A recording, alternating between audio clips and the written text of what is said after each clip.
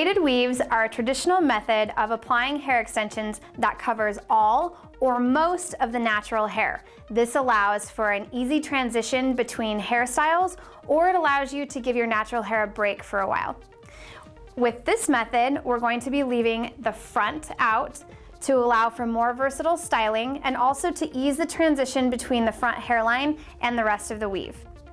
You will need your hair extensions, thread, a weaving cap, shears, and a weaving needle.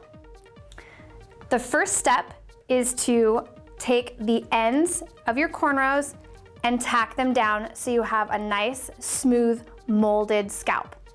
To tack down the ends of our cornrows, we're simply going to fold the ends in on themselves and place the cornrow in the groove between two other braids.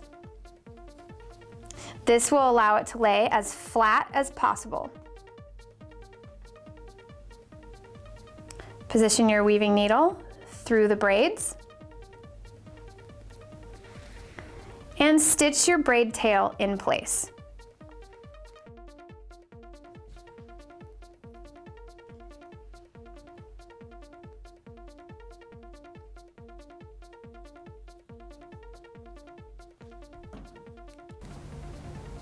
Sew any other braid tails in place and you're ready for the next step.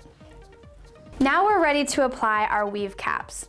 Weave caps are made out of a non-stretchy mesh material. These help hold the entire style in place. These are an optional step, but not really if you want your weave to be very long lasting.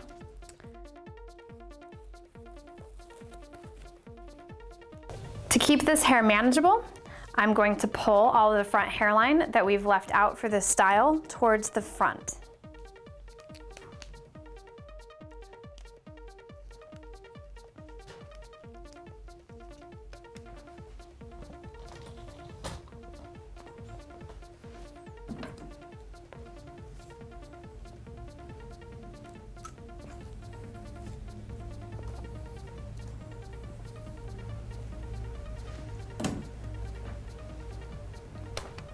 To make this style as believable as possible, not only did we leave the front hairline around the perimeter out, but we also left a bit of the hairline deeper in. Since we have some of the hairline cutting back in, we'll need to put a notch into our weaving cap to help create that base.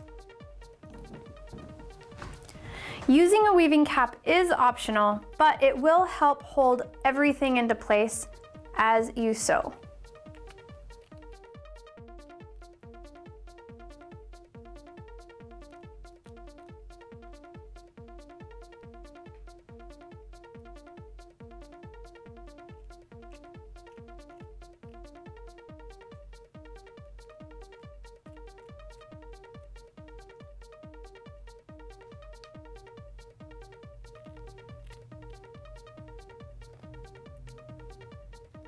Now we're ready to sew our weaving cap into place.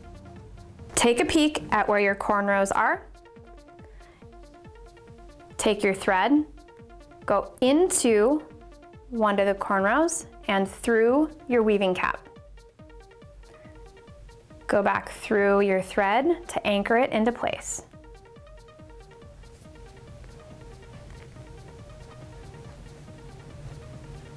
Stitch as close to the front of the cornrow as you can. Then move along to the next cornrow and do the same thing.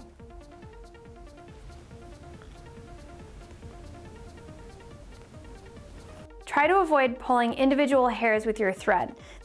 Doing so will cause scalp irritations. Continue stitching the weaving cap into your braided base until you have secured the entire perimeter.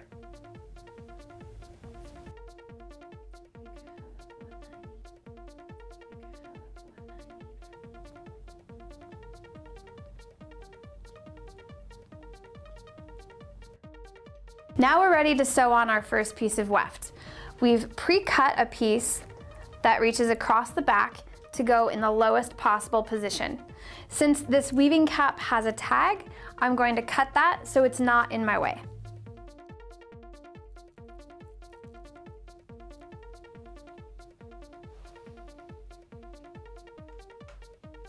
We're positioning this as low as we possibly can so that we can maintain the most believable coverage.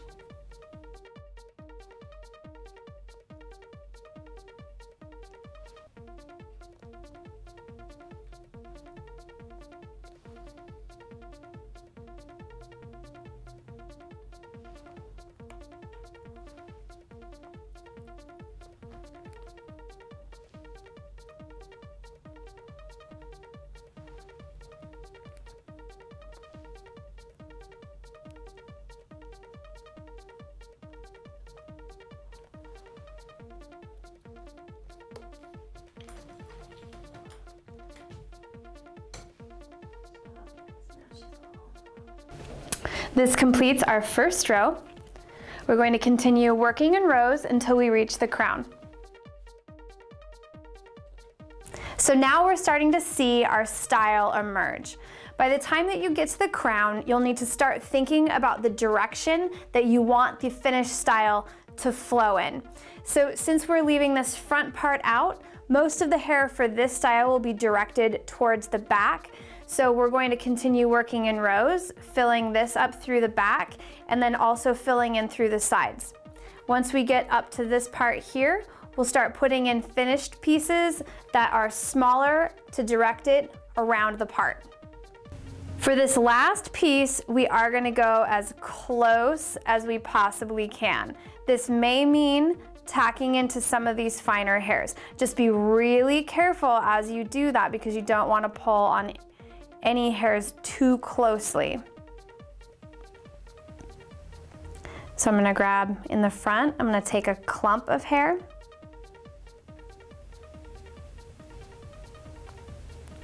anchor my thread, and then I'm going to come up and attach my weaving hair.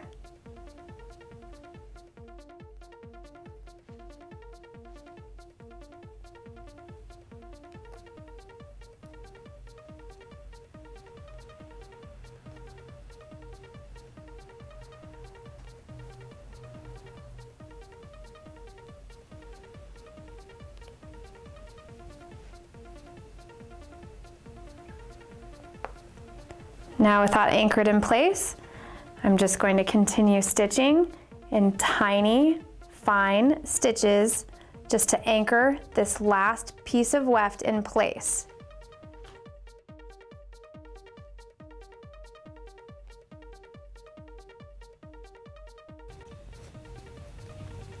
With your final piece in place and nice and flat, go ahead and clip away your threads. And now you're ready for your final style. By leaving your perimeter hairlines free, your braided weaves will have maximum coverage and flexible styling options.